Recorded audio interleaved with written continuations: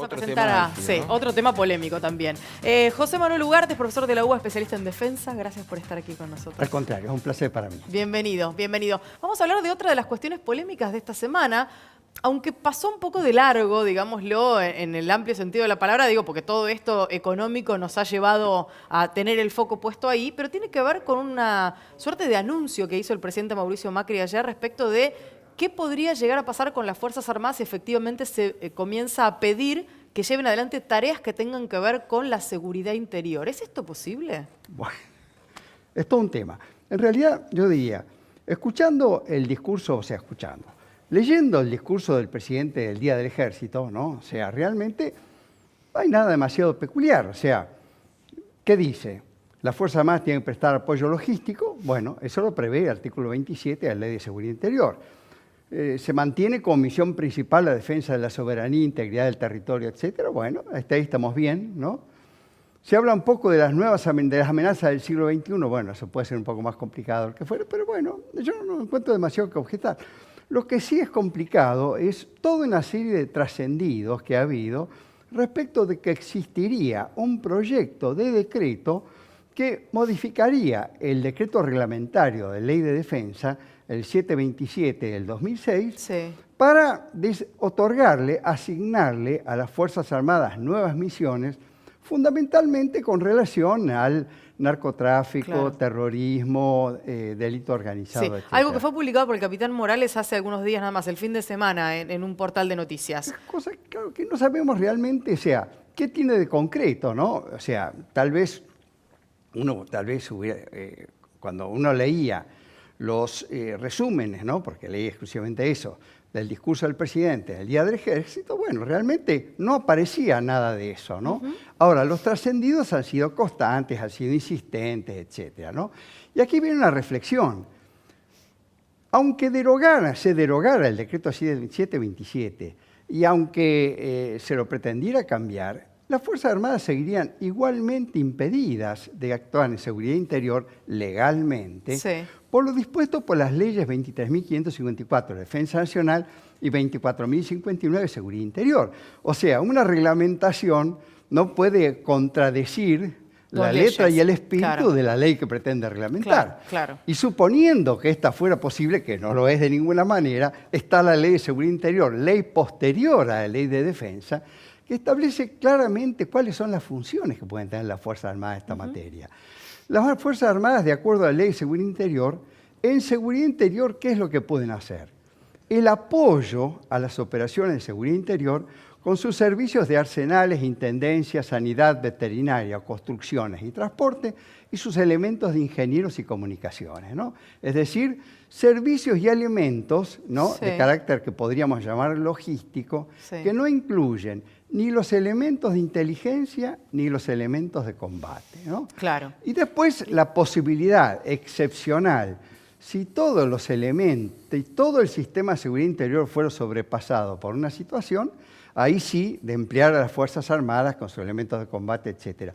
Previa declaración del estado de sitio, ¿no? Claro, claro, pero estamos hablando de una situación extrema, digamos. Sí, no se dio nunca esa situación. Con esos parámetros y esos marcos legales que hay, situaciones en las cuales uno no entendería que hubiera ningún problema en que intervengan las Fuerzas Armadas, como la custodia de centrales atómicas o centrales hidroeléctricas propiamente dicho, tampoco podría ser factible. Mire, yo le digo lo siguiente, la ley lo que prevé, la ley de seguridad interior no es tan, vamos a decir, ¿cómo le podría decir? No elimina toda actuación de las Fuerzas Armadas de seguridad interior, porque, por ejemplo, con el apoyo se ha permitido, bueno, la utilización de aviones de transporte de la Fuerza Aérea, ¿no?, por ejemplo, para desplegar, bueno, actualmente queda uno en funciones, así que de los Hércules, claro, de transporte, ¿no? Claro. Así que bueno, pero de funcionar, digamos, se puede transportar los elementos de Gendarmería Nacional, etcétera, que van.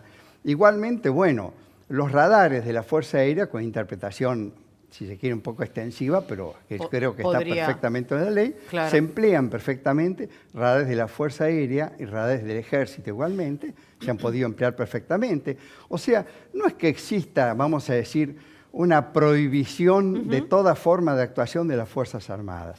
Lo que con buen criterio la ley no permite es el empleo de los elementos de combate y los elementos de Claro. inteligencia. Perdón, no, sí. pero si mal no recuerdo, por lo menos durante la década del 90 las Fuerzas Armadas argentinas participaban en tareas de paz o en tareas de apoyo en conflictos armados a lo largo del planeta. Hoy, ¿cuáles son las funciones Bueno, que están las llevando a cabo? funciones de las Fuerzas Armadas están establecidas, además de la Ley de Defensa, la Ley de Seguridad Interior, en la Ley 24.948 de reestructuración de las Fuerzas Armadas. Es decir, ¿qué pueden hacer las Fuerzas Armadas? Tienen una función fundamental para la cual se preparan, que es la defensa del país, ¿no? Función que curiosamente en Argentina no se le da ninguna importancia, ¿no? O sea, sería interesante que echemos un vistazo, por ejemplo, al G20, ¿no? Y veamos los países del G20 si están en una situación o que tienen características en ese aspecto similares a las nuestras. Claro. ¿no? Profesor, uno de los debates que surgió durante estas horas después del anuncio del presidente tuvo que ver con los organismos de derechos humanos. Le propongo que escuchemos la palabra del Nobel de la Paz, Adolfo Pérez Esquivel, y después le hago una consulta referida al tema. ¿Cómo no? Provocando un retroceso en toda la política de derechos humanos y de seguridad. La seguridad del pueblo no pasa por poner las Fuerzas Armadas en la calle. Tenemos serias y dolorosas experiencias. Las Fuerzas Armadas tienen una misión que cumplir, que es la de la soberanía nacional, proteger la soberanía, pero no intervenir en cuestiones internas del país. Este gobierno, para cerrar el modelo que está imponiendo neoliberal, necesita de la represión. El ministro Aguad respondió a estas declaraciones diciendo que estos eran discursos que atrasaban y que estaban atrasados varias décadas. ¿Qué podría responder al planteo general? Porque me parece que hay como varias cuestiones dentro de lo que dice Pérez Esquivel, ¿no? Le comento, mire, realmente las Fuerzas Armadas están diseñadas, instruidas, adiestradas y equipadas para la guerra, ¿no? Entonces, por consiguiente, no son un elemento idóneo para emplear en seguridad interior. No tienen, por otra parte, noción de lo que debe caracterizar el accionar policial o accionar en seguridad interior, que es la mínima fuerza necesaria para hacer cesar la resistencia o hacer cesar el delito, para entregar al sospechoso a la justicia. No tienen de la racionalidad, la gradualidad, la adecuación de medios afines, la protección de la vida. Estas son las características que tienen que tener el accionar en seguridad interior, que son totalmente distintos en la guerra. Cuando se trata de lograr la supervivencia del propio país, ¿no? Que el país proteger a su población frente al máximo riesgo que puede tener un país, que es el ataque de Fuerzas Armadas extranjeras. Bueno, en ese caso es necesario emplear, vamos a decir, la fuerza necesaria para evitar que el país, vamos a decir, bueno, caiga en manos enemigas o todos los desastres que puede llegar a tener la guerra, ¿no? Pero por eso lo que digo, no son fuerzas que estén diseñadas para una misión. No, pues esto, vamos a decir, es tan cierto hoy como era cierto hace 50 años. ¿Qué opinión le merece, brevemente, porque estamos cortos de tiempo, Sí. la otra suposición que estaba dando vueltas de que Gendarmería y Prefectura vuelvan a sus orígenes, o sea, depender de Fuerzas Armadas? Bueno, mire, y sería realmente, eso sí que sería un retroceso absolutamente lamentable.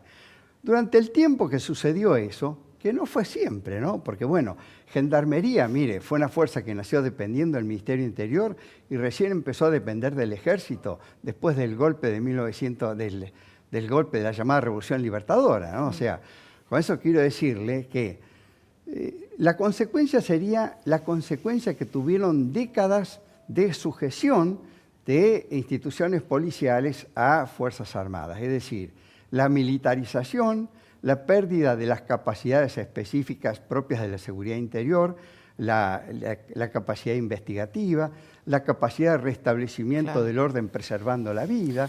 Es decir, tendría por efecto militarizarían a esas fuerzas y por otra parte las Fuerzas Armadas se policializarían policializarían también. Claro. Es decir, perderían su su sentido de ser. Ahora, exactamente. probablemente estamos ya yéndonos y Sí, seguramente sí. tendremos otras oportunidades para dialogar, pero la verdad que tal vez la primera pregunta que habría que hacerse es qué tipo de Fuerzas Armadas queremos y a partir de ahí empezar a resolver cómo se modifican o cómo se cambian, ¿no? Lógicamente. Profesor, muchas gracias por Un haber placer, venido. ¿eh? Igualmente. Muchas gracias.